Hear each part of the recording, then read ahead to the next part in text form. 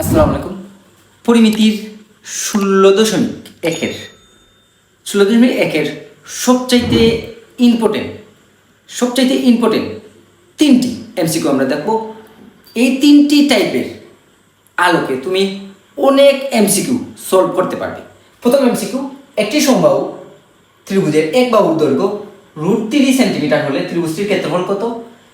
একটি সমবাহু ত্রিভুজের ক্ষেত্রফল 25√30 বর্গ মিটার হলে ত্রিভুজটির বাহুর দৈর্ঘ্য কত? একটি সমবাহু ত্রিভুজের ক্ষেত্রফল 6√30 বর্গ মিটার হলে এর পরিসীমা কত? এই তিনটি টাইপ যদি তুমি ভালো করে পারো, তাহলে তুমি 2026 সালে এসএসসি পরীক্ষার্থী 100% একটি এমসিকিউ পাবে। তুমি খুব ভালো করে এই টাইপটি ভালো করে বোঝার চেষ্টা করো, এবং তুমি যদি এটি পারো তাহলে তুমি এসকিউ বা সিকিউ তোমার কাজে আসবে। তুমি খুব গুরুত্ব সহকারে এই তিনটিটাই ভালো করে দেখো। দেখো তো প্রথমটি বলা আছে সমবাহু ত্রিভুজ। আমরা অবশ্যই জানি সমবাহু ত্রিভুজ, যে ত্রিভুজের তিনটি বাহুই সমান, যে ত্রিভুজের তিনটি বাহু কি সমান, তাকে সমবাহু ত্রিভুজ বলে। যে ত্রিভুজের তিনটি বাহু কি সমান, তাকে সমবাহু ত্রিভুজ বলে। সমবাহু ত্রিভুজের বাহুর দৈর্ঘ্য, এখন সমবাহু ত্রিভুজের ক্ষেত্রফল দেখো তো, সমবাহু ত্রিভুজের ক্ষেত্রফল, সমবাহু ত্রিভুজের ক্ষেত্রফল নির্ণয় সূত্র হলো √3/4a²,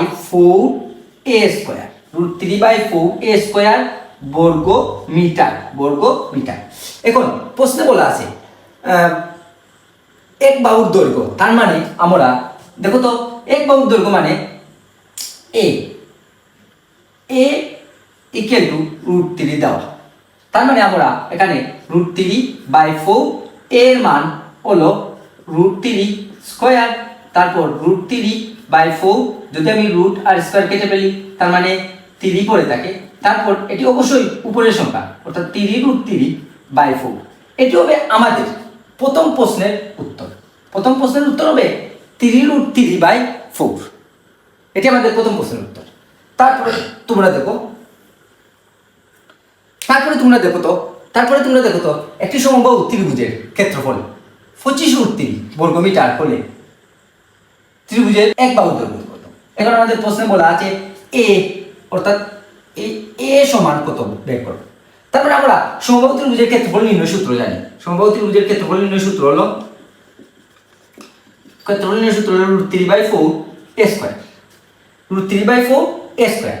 বা এখন প্রশ্নে দেওয়া আছে দেখো তো তোমরা, ক্ষেত্রফল দেওয়া আছে, তার মানে এখানে আমরা লিখতে পারি বা 25√3 √3/4a²।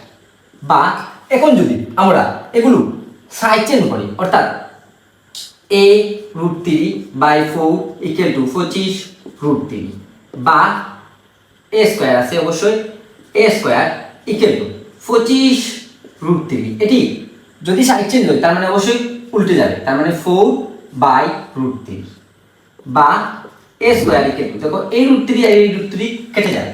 তারপরে 25 এর সাথে যদি আমরা 4 গুণ করি, তার মানে অবশ্যই 100 আসবে। তারপর বা a স্কয়ারটি অবশ্যই রুট হয়ে যাবে, রুট করলে অবশ্যই 10 আসে। তার মানে এটি হলো এই প্রশ্নের উত্তর। ত্রিভুজটির বাহুর দৈর্ঘ্য কত? বাহুর দৈর্ঘ্য হলো 10 মিটার, অর্থাৎ এই প্রশ্নের উত্তর হবে এটি। তারপর 3 নম্বর প্রশ্ন দেখো তো, একটি সমবাহু ত্রিভুজের ক্ষেত্রফল 6√3 বর্গ মিটার হলে তার পরিসীমা কত? তার মানে এই টাইপের প্রশ্নটি করব। তার মানে যদি আমরা এই টাইপের প্রশ্নটি করি, দেখো তো এখানে দেওয়া আছে, আমরা লিখব সমবাহু ত্রিভুজের ক্ষেত্রফল নির্ণয় সূত্র হলো √3/4a²। তারপর এখানে ক্ষেত্রফল দেওয়া আছে অবশ্যই, ক্ষেত্রফলটি কত? 6√3 6√3/4a²।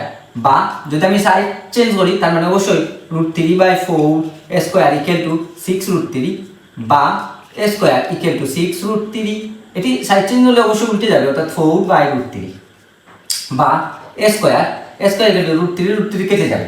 তারপর দেখো 4×6 অবশ্যই 24 আসবে বা a² √24। তোমরা যদি √24 মারো, ক্যালকুলেটরের সাহায্যে তোমরা √24 মারো, অর্থাৎ √24, তার মানে আসে 4.89 4.89। তারপরে প্রশ্নে দেখো তো আমরা এ এর মান বের করেছি। তারপরে প্রশ্নে বলা আছে, দেখো তো প্রশ্নে বলা আছে তার পরিসীমা কত। সমবাহু ত্রিভুজের পরিসীমার সূত্র, সমবাহু ত্রিভুজের পরিসীমার সূত্র, পরিসীমা পরিসীমা অবশ্যই তিনটি বাহু সমান, তার মানে 3a, 3a এর মান হলো 4.89, 4.89। যদি তোমরা 4.89 গুণ করো 14.67, 14.67, এটি হবে আমাদের এই প্রশ্নের উত্তর, অর্থাৎ 14.67, এটা হবে উত্তর। এই তিনটি প্রশ্ন যদি তুমি ভালো করে বুঝো, তাহলে তুমি অবশ্যই 2026 সালে এসএসসি পরীক্ষার্থী অবশ্যই এই টাইপের যত এমসিকিউ আসো তুমি পারবে, ইনশাআল্লাহ তুমি পারবে। সবাইকে অনেক অনেক ধন্যবাদ।